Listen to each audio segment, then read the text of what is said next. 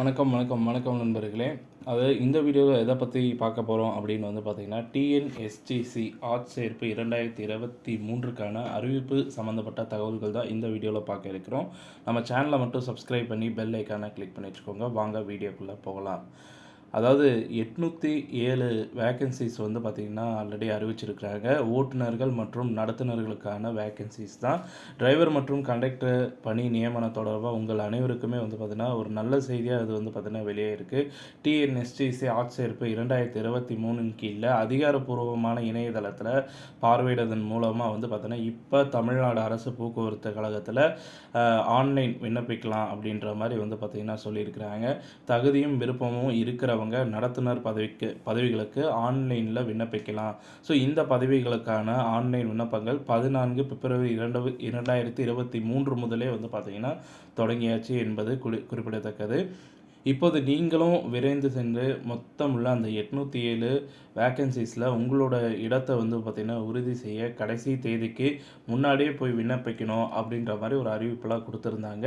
So இந்த ஆட்சேர்ப்பு TNSTC ஆட்சேர்ப்பு 2023 யாருக்குன்னு பார்த்தீங்கன்னா ஓட்டுநர் மற்றும் இணை ஓட்டுநர் தொடர்பாக வெளியிடப்பட்ட அறிவிப்பு தான் இந்த அறிவிப்பு.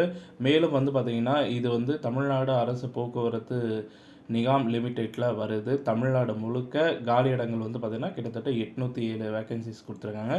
இது விண்ணப்பிக்கிற தேதி பார்த்தீங்கன்னா எப்போ கொடுத்துருக்குறாங்க அப்படின்னு பார்த்தீங்கன்னா 14 பிப்ரவரி 2023 முதல் 28 பிப்ரவரி 2023 வரை பார்த்தீங்கன்னா இதுக்கான அப்ளை பண்ணுற டேட் பார்த்தீங்கன்னா கொடுத்துருக்காங்க.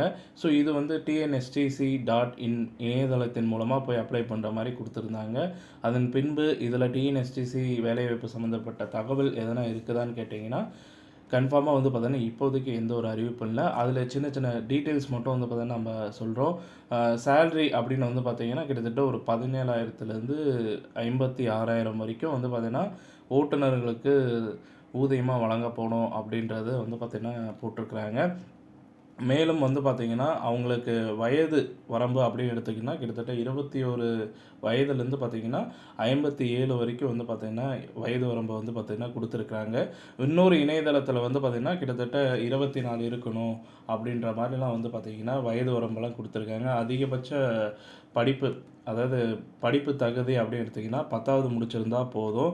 மேலும் பார்த்தீங்கன்னா அவங்களுக்கு டிரைவிங் லைசன்ஸ் பார்த்தீங்கன்னா கம்பல்சரி இருக்கணும். ஸோ இந்த மாதிரி சின்ன சின்ன விஷயங்கள் இருந்தால் தான் பார்த்தீங்கன்னா இந்த வேலை கிடைக்கிறதுக்கு சுலபமாக இருக்கும். ஸோ உங்ககிட்ட லைசன்ஸோ அல்லது வயது வரம்பு கம்மியாக இருந்தாவோ படிப்பு தகுதி கம்மியாக இருந்தாவோ உங்களுக்கு பார்த்தீங்கன்னா இந்த வேலை வாய்ப்பு பார்த்தீங்கன்னா அமையாது. ஸோ உங்களுக்கு தேவையான டீட்டெயில்ஸ் கிடைச்சிருக்கும்னு நான் நினைக்கிறேன். இந்த தகவல் பிடிச்சிருந்தால் லைக் பண்ணுங்கள், ஷேர் பண்ணுங்கள். மறக்காமல் நம்ம சேனலை சப்ஸ்கிரைப் பண்ணி பெல் ஐக்கானை கிளிக் பண்ணி வச்சுக்கோங்க. நன்றி, வணக்கம்.